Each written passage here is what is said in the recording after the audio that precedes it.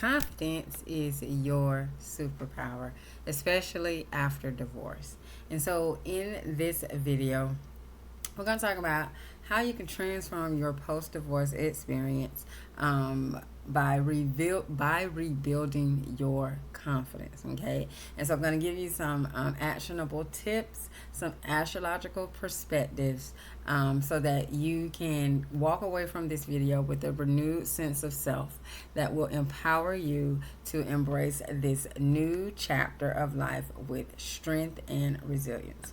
Okay, and so if you are new to me, to my channel, Understanding You University, or to any of my content on social media land, my name is Katrice, and I am the Natal Chart Navigator, and I am a divorce recovery strategist, and I teach divorced women how to use their natal charts to emotionally balance themselves and move through the 5 stages of divorce faster with grace and ease. Okay, and so let's jump into it. Confidence after divorce. One of the things that I found that really went to hell after divorce was my confidence. My confidence not only in myself, but in my ability to move forward, in my ability to make decisions. And I've done a video, I think I did a TikTok on this about your confidence and how, your confidence is really, really shattered post-divorce. Okay, and so in this video, I'm really going to go in deep about how to rebuild up your confidence. Okay, because it's all a part of emerging as the new you. Divorce in if you are someone who is into tarot, okay, then you will understand this reference that I'm going to make. Okay, so to me, divorce is like the Tower card in tarot, okay, which is a major arcana. And so if the Tower card is where things are torn down, the old structure is torn down and it's leveled, and then now you are emerging as the Phoenix card, as the Phoenix Rising card, the Phoenix Rising, okay, which the Star card comes after the Tower card in the major arcana, because the Star card is that hope, okay, that hope that you can rise up again and rebuild yourself and live the life that you want to live, despite going through divorce and losing everything or whatever happened during your divorce. Okay, and so it's not about where you are, it's about how you handle where you are. Where you are is where you are, but how you handle and how you deal with where you are really determines the outcome of what happens within your life, whether you stay where you are or you move forward and you recreate a new life for yourself. Okay, and so the first thing I want to get into is I want to talk about some astrological aspects that are related to your confidence and your self-esteem within your natal chart. Okay, because if you know anything about me or my channel, like all the content on my channel is focused on showing you how to use your natal chart in order to rebuild yourself, for you to get in tune with yourself, so that you can live the life that you want to live. Okay, and so your sun sign plays a significant role in your confidence and your self-esteem. Okay, so when you look at your sun sign, everybody knows their sun sign because it's based on your date of birth. Okay, so I'm a Virgo. Okay, and Virgo energy is earth energy. It's ruled by Mercury, and it can be a very nervous energy, in the sense that it overthinks, in the sense that it strives for perfection, even though consciously, um, I know that there is nothing's perfect in a sense except for you. You are perfect in how you are, but nothing is perfect. Okay, um, but Virgo energy is an energy that is. It's not an energy that wants to be in the limelight. However, it is very confident in it, who it is, and its abilities, and skills, and that nature. Okay, and so you want to explore the characteristics of your sun sign because it really reflects your core identity and your self-expression. Okay, you want to really get to know not only the positive or more favorable qualities of your sun sign, but also the unfavorable qualities of your sun sign, right? Because both will appear, and if you and once you get to know both qualities, then you are able to move forward in a more balanced way. Okay, and now. You want to embrace both qualities like I just said, because this when you can move forward embracing both the favorable and the unfavorable qualities, it makes you more confident in who you are, because when you only are facing and wanting to focus on the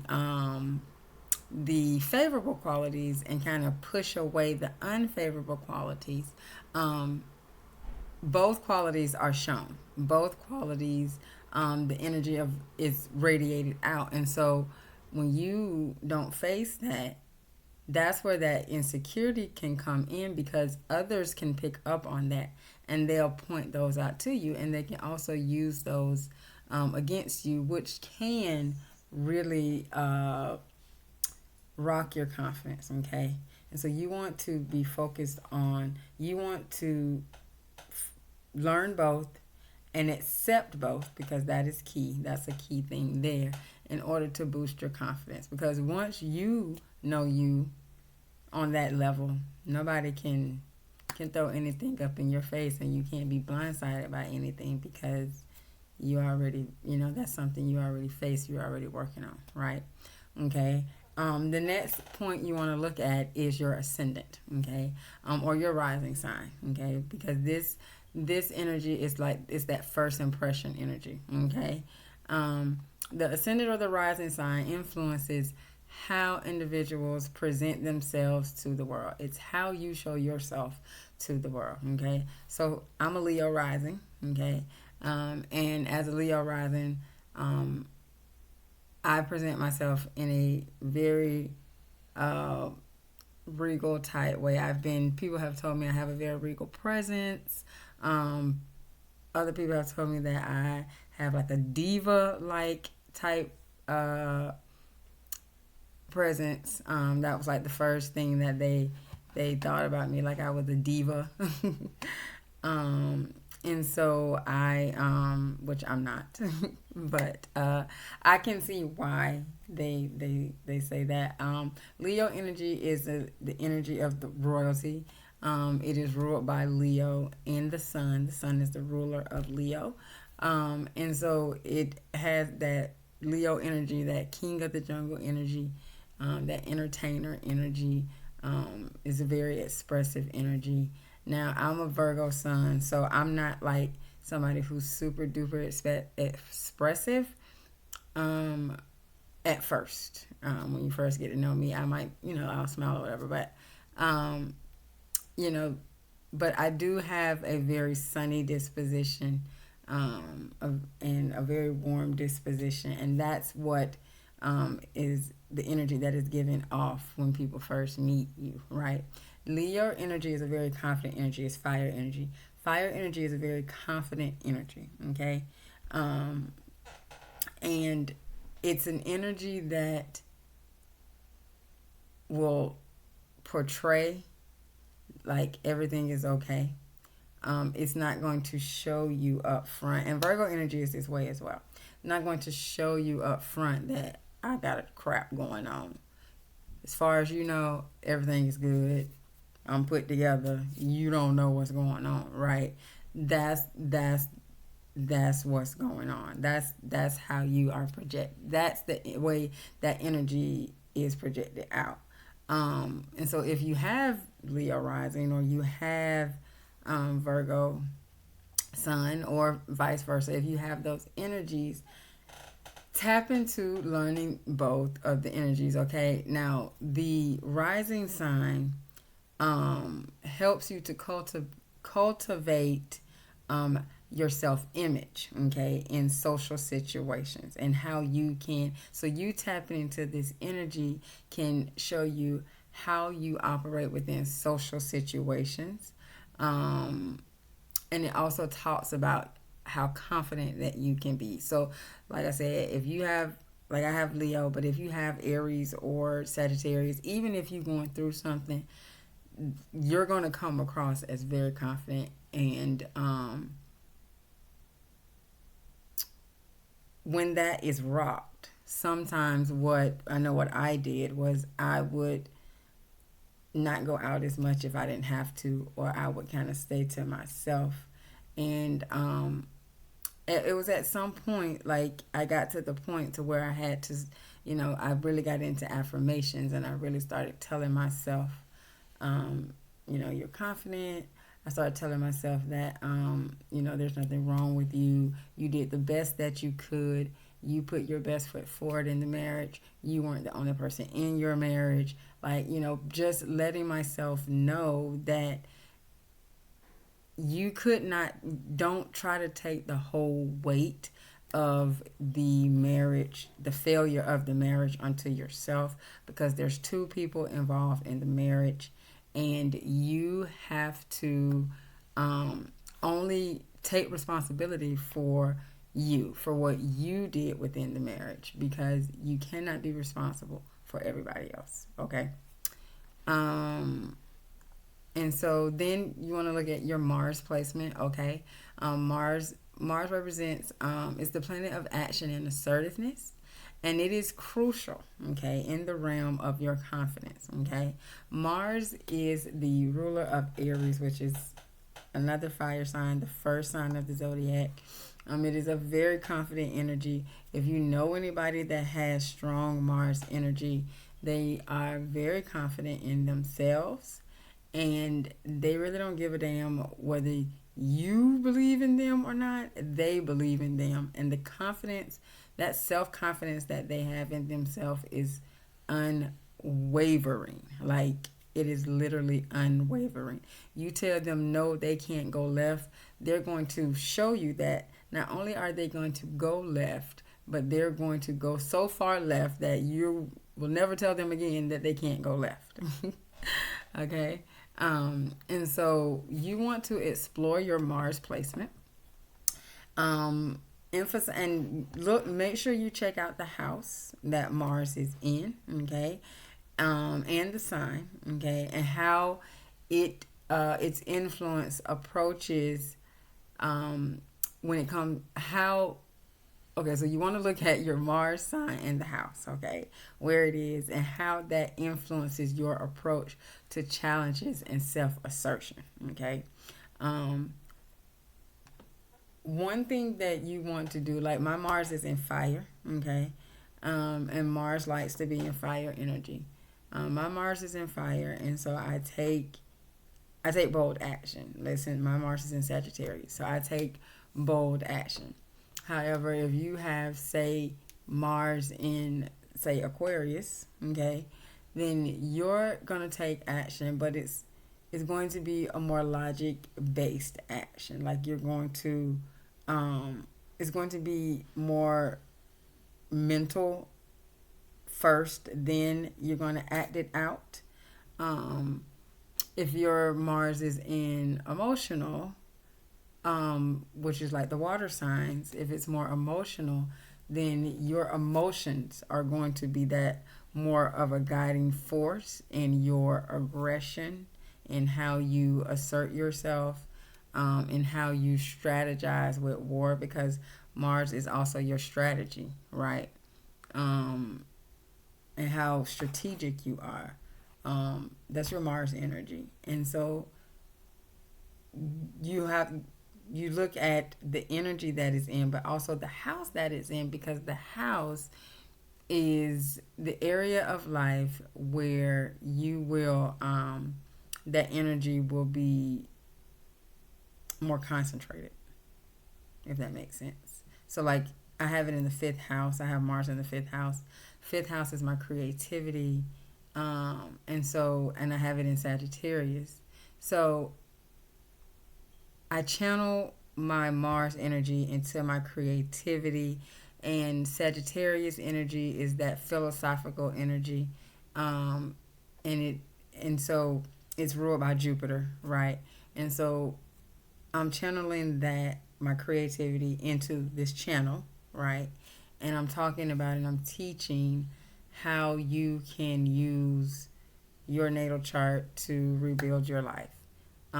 So that's like that spiritual, because Sagittarius is more philosophical, spiritual, religious like type of thought process, right? And so that's me channeling like that. And then my confidence is coming, like I'm very confident in the content that I'm making, because I've used this format, this framework, in order to rebuild my life, in order for me to get from where I was, 3 years ago?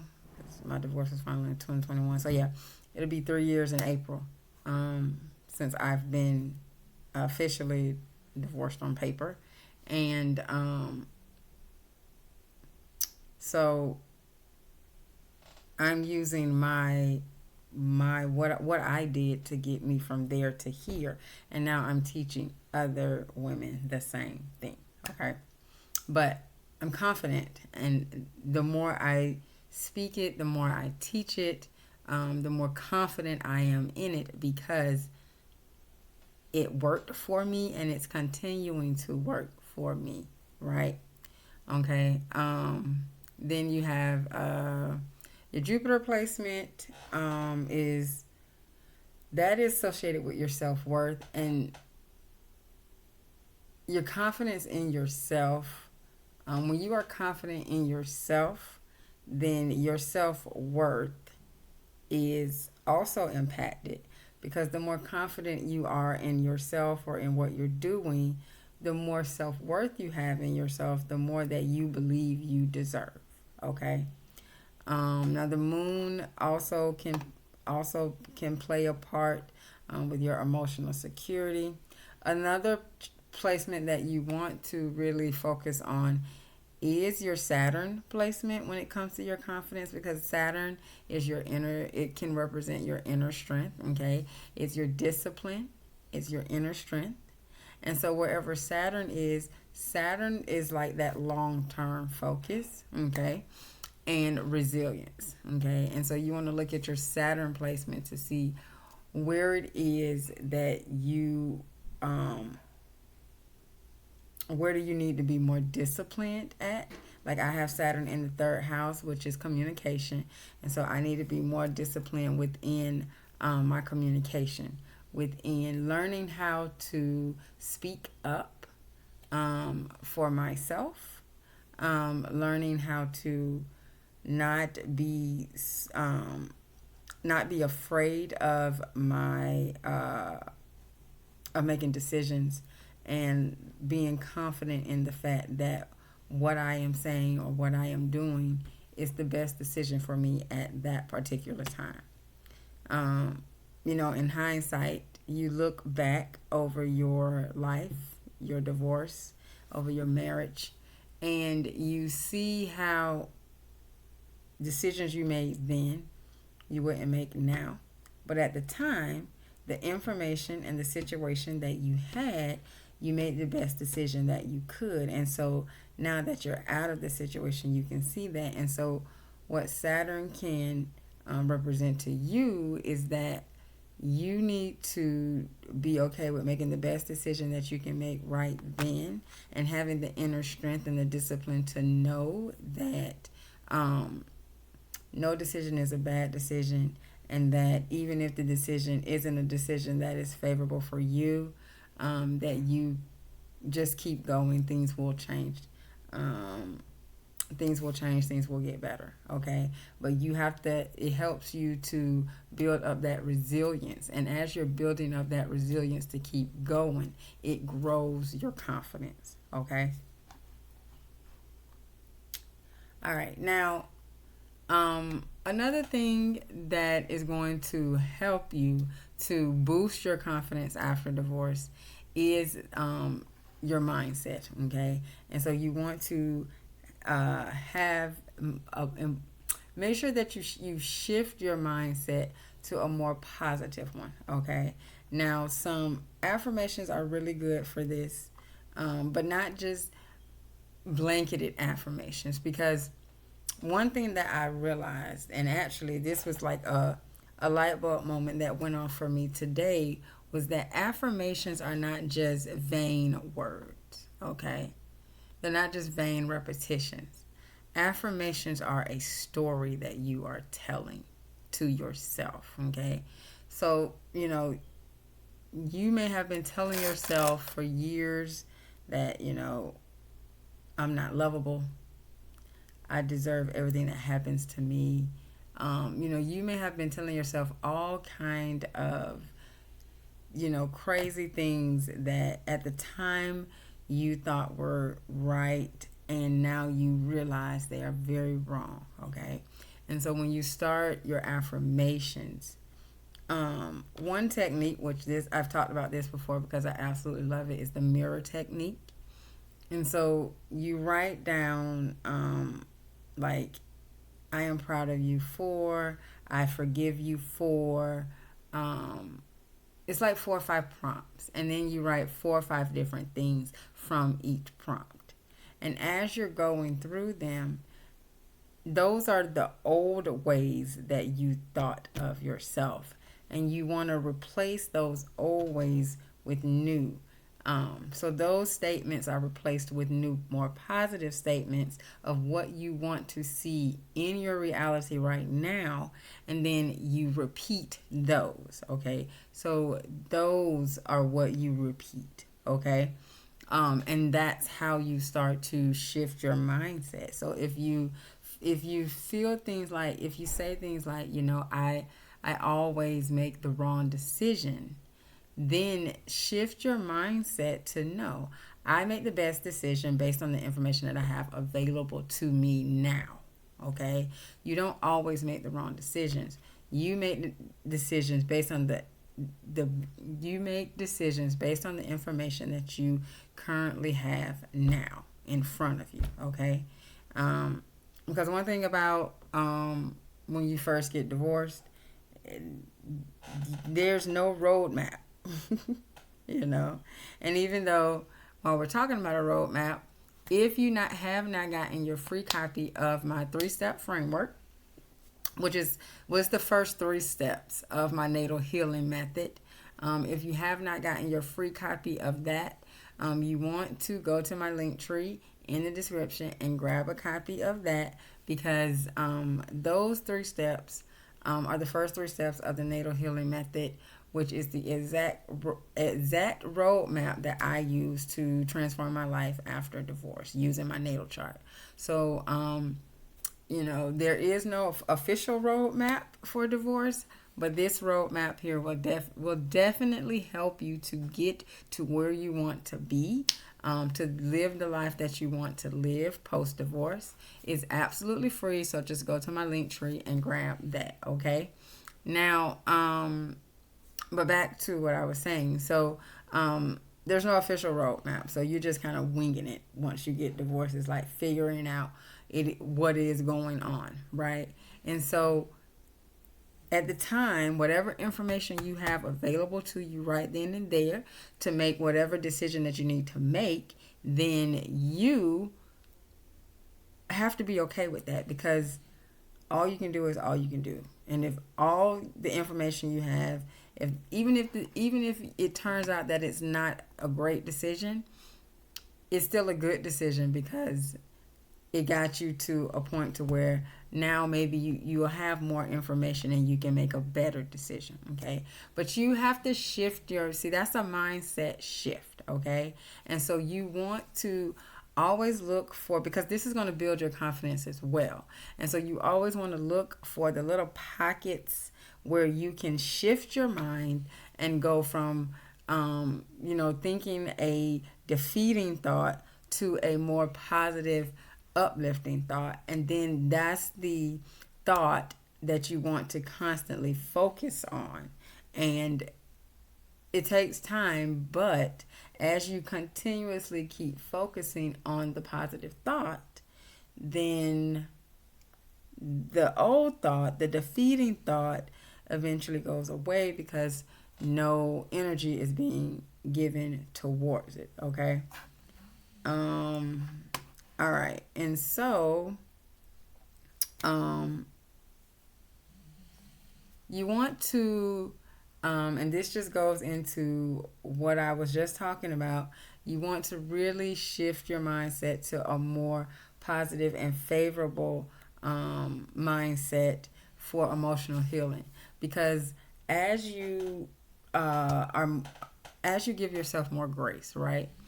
Because like I say in my intro, I'm teaching you how to move through the 5 stages of divorce faster, with with ease and more grace, with grace and ease. Okay, because you want to give yourself grace for you want to give yourself the grace for what you've gone through. Okay, going through a divorce is not easy. It's a death. You have literally, your old life has literally just died. Okay, it is no longer living. Okay, you are no longer married. You are now a divorcee, and you are single, and you have to figure out how to navigate life now single. Okay, so your mindset has to shift from being married in a partnership to being now single without a partnership. Okay, and that is not easy, especially if you've been married, for quite a long time. I was married for 8 years. We had been together for 11. So, to shift from that to being single, like single, okay, not married single, but single. And if you, when I say married single, if that was your case, then you totally understand what I'm saying. And so to being single, that's a shift. And so, you have to give yourself grace, because, you've been doing something one way for so long, and now you've got to switch gears and do something a different way. You know what I'm saying? And it's really not easy as people think it is. Okay, especially. And this is just a caveat. People, when you start to explain this to people who have never been married don't get this. Okay, they don't get it. They don't understand it. And they will be the first to tell you, oh, you need to just move on. You need to just let it go. You need to stop focusing on it. And it's not that you're focusing on what's going on or what happened. It's the fact that you are working through the trauma. You are working through the trauma of the abuse that you endured, because something happened that was abuse, to make you say, you know what, I don't want to deal with this anymore. I'm out. Okay. Or I mean, it could have just been, hey, I don't want to be. I'm done. I'm tired of being married. Okay. That came, maybe you had no abuse, right? But more than likely there was some type of abuse, whether it was physical, emotional, financial, mental. There was some type of abuse there, and you decided, you know what, I don't want to deal with this anymore. And so I'm out, right? And so there's that stored trauma. Okay, because you remember how you felt, you remember you didn't like it. There could be some type of physical, you know, it abuse manifests physically, so you could have some type of actual physical illness behind divorce. Okay, and so when people tell you, especially people who've never been married, those are my favorites. People who've never been married, who can tell you, hey, you need to just move on, you need to just get over it.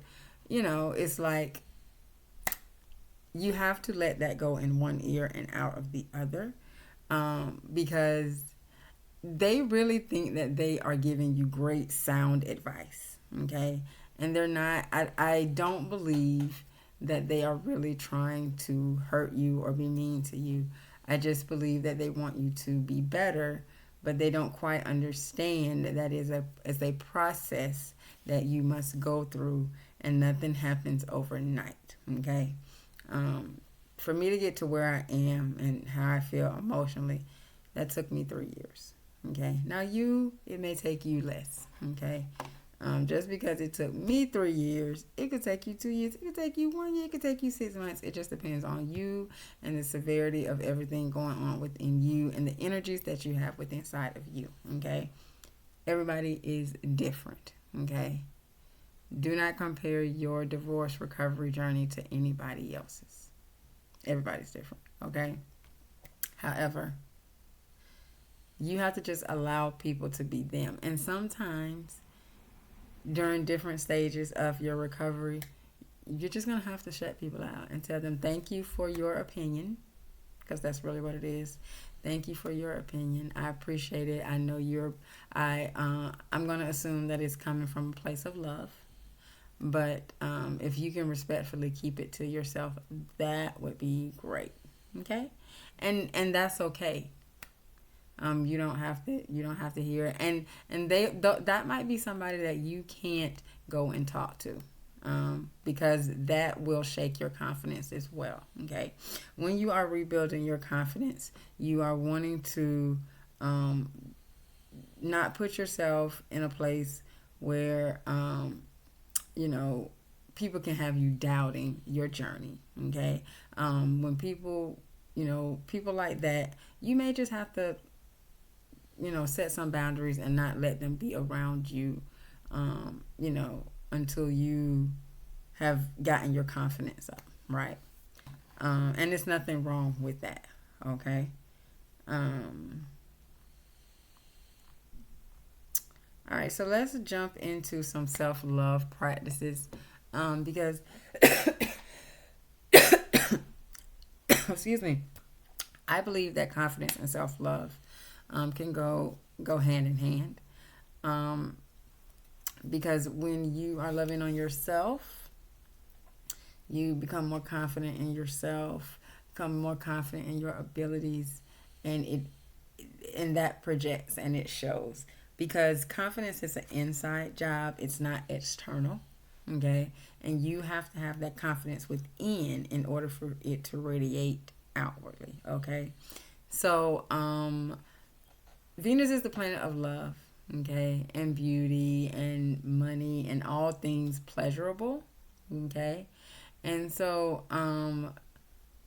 explore your Venus placement in the natal chart, okay? And you want to look at the qualities associated with your Venus, the condition of Venus. And when I say condition, I'm thinking you have to look at the energy that Venus is in.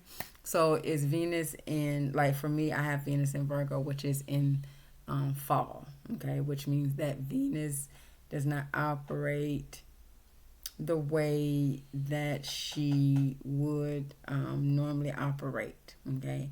Because the energy of Venus and the energy of Virgo is so totally different, right? But one of the ways that having Venus in Virgo shows love is through acts of service, okay? And so for me, acts of service looks like me, taking care of my needs, right?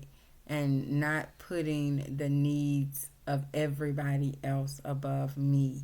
Especially if, like I'm down, I'm drained, and I'm not pouring back into my cup, because then I don't have the energy to give to others, right?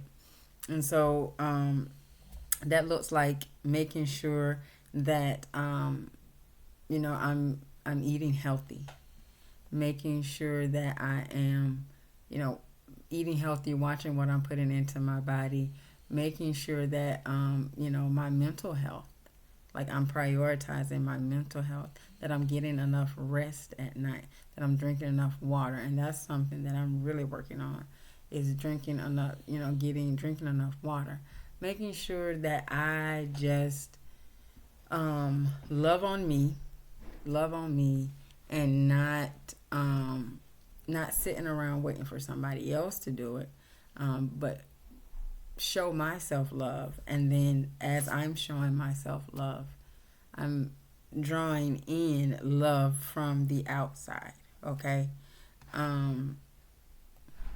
Another thing you want to do, you can do journaling. Y'all know I always talk about journaling. I love journaling, because journaling allows you to see your growth in real time, in real life. It allows you, like, I go through one of my journals that I have, and I look at where I was. And this particular journal started all the way back in 2019. So it was before 2019 was when I like decided that I was done.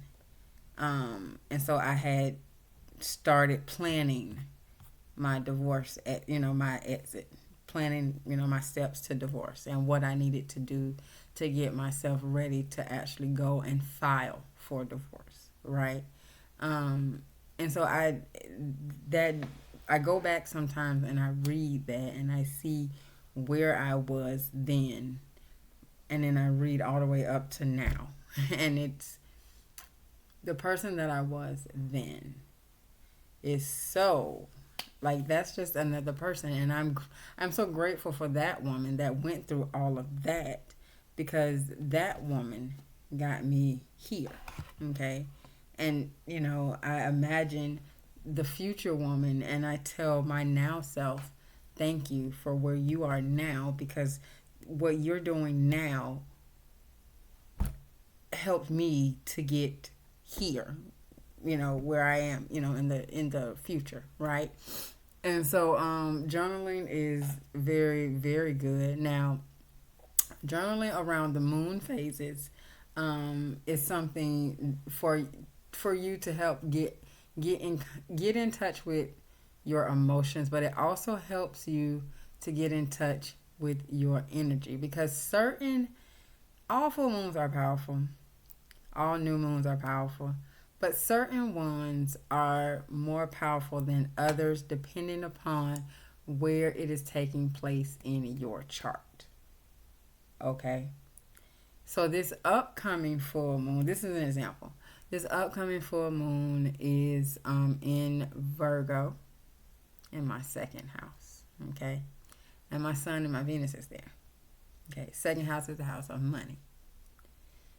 So, but it's also, it also talks about your possessions. Okay? Your money, your possessions, the foods that you eat to sustain you for your livelihood, to sustain you in this life. Fifth house is your pleasure. It's food as well, but it's food that you do for pleasure, like it's like your indulgence. Versus second house is house food for you for sustainability. Okay, but this is going to be a really big one for me because my sun and my Venus are there. Okay, two personal major placements. Okay, so there's going to be there's going to be a really big one for me, right? And so journaling really helps you to foster self-awareness and a deeper emotional connection, while also aligning you with the nature of the moon. Okay, now how does this help with your confidence? If this is taking place in your first house is house of self.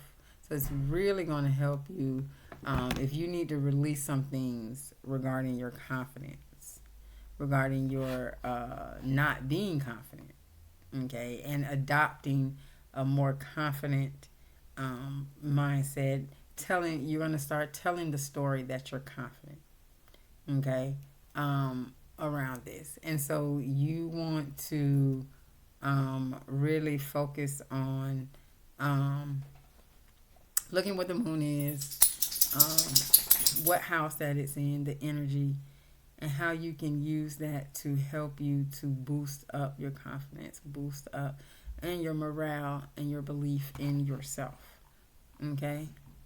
Now, the next thing you want to do is you want to embrace and celebrate your newfound independence, because this independence this is something that you can this is where it gets scary, because now you've transitioned into being you're single, and so now it's like a freedom, okay, a type of freedom that you have, and so now it's like, okay, where do I go, what do I do? You have to build up your confidence in this freedom that you can actually have, be, and do whatever it is that you want, right? And so you look at your chart and see what placements, when you look at your chart, you want to look at these placements to see how they can influence your approach to your independence and your confidence. And so it's going to be Uranus. You're going to connect to Uranus because Uranus is a very unconventional energy, and it gives you. It's not only is it unconventional energy, but it's also a type of freedom as well. Sagittarius and Jupiter, those are freedom energies, as well as Aquarius. And so you're going to want to align with Uranus, because your Uranus placement will give you the innovative and progressive qualities associated with Uranus, so that you can step outside of the box and do things that are going to be perfect for you. But it also boosts your confidence in knowing that you don't have to travel the road that everybody else travels. You can travel the path that has been less walked down, and they say it's a lonely path, but I don't believe it's a lonely path. I believe it's a path of exploration and discovery, and it's a path that leads you to great adventure, and you can really truly figure out who you are without all the noise of everybody else that's going down the path that everybody else goes down. Because when you go down that path, everybody has an opinion, everybody knows this, that, there, and the third. But when you go down your own unique individual path, your confidence grows, because you got to rely on you, and you got to rely on figuring out which way to go, what to do. And as you do that, and you start seeing and bringing in things in your life that you want, and you start seeing how your life is changing for the better, your confidence grows, right? And so taking the path less traveled, looking at your Uranus placement to see how that will affect, how that will pan out for you, is going to be really, really one key thing that you can do when it comes to rebuilding your confidence. Like for me, I have Uranus in the 5th house in the sign of Sagittarius, and so when I first started Understanding You University, I was doing just really teaching about astrology and what I had learned, and then I that Uranus energy kicked in, and it was like, why don't you teach people how to use astrology, teach women how to use astrology to rebuild their lives after divorce? Because that's what you did. That's what you did. And so then, it's that thinking outside of the box and showing people, like, there's a million ways you can use your natal chart for a million different things. There's people who just talk about career, which I see quite a few of those. They just talk about career, how to use it for your careers.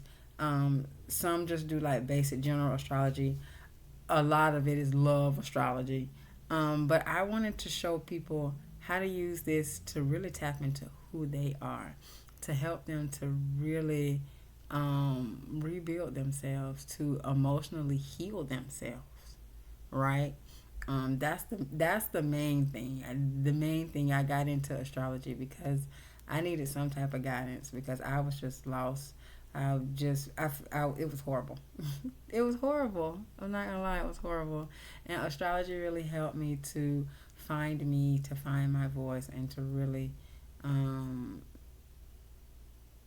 to do the damn thing.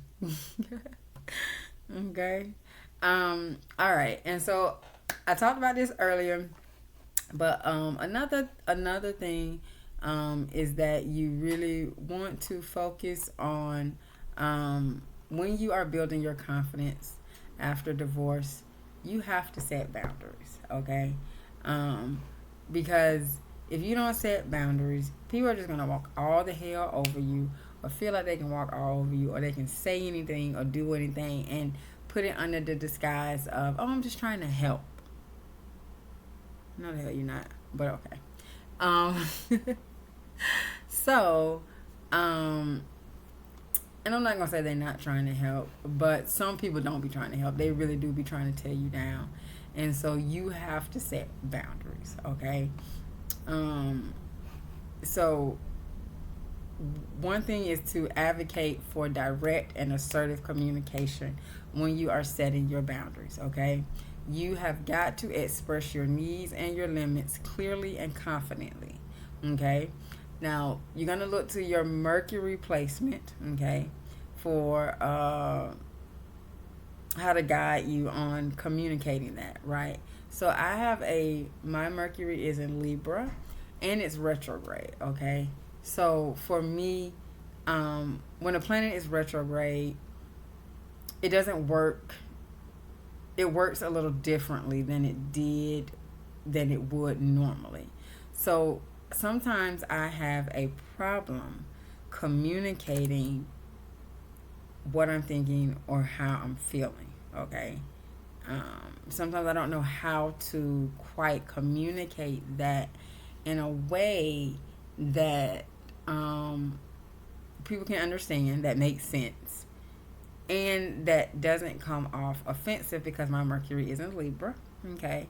And so Libra is all about balance and equilibrium, and it's fair-minded, and it doesn't want to.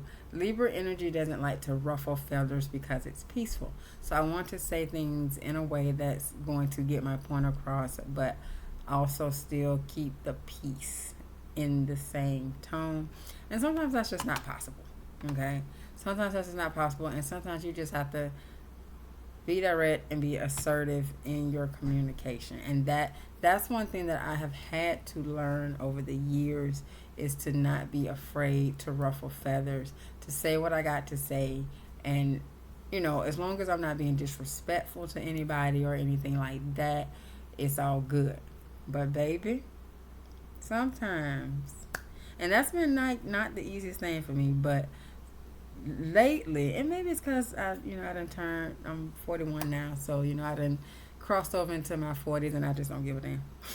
I just don't care, but it is what it is. And it's not to be rude, it's just, this is what it is, okay?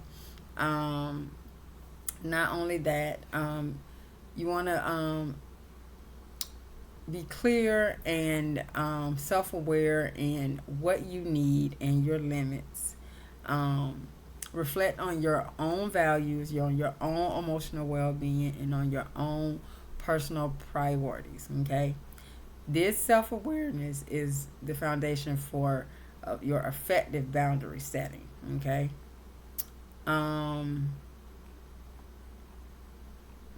and so you also want to emphasize the significance of celebrating your small victories. You want to place emphasis on celebrating your small victories because the little victories get you to the big victories, okay?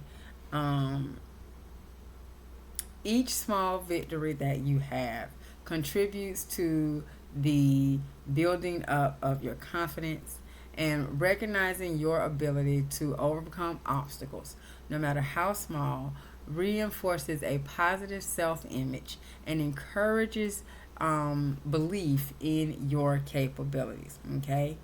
Um, Celebrating small victories also fosters a more positive mindset and it shifts the focus from what's not achieved to what has been accomplished, prompting optimism, resilience, and especially, during these challenging times. Okay.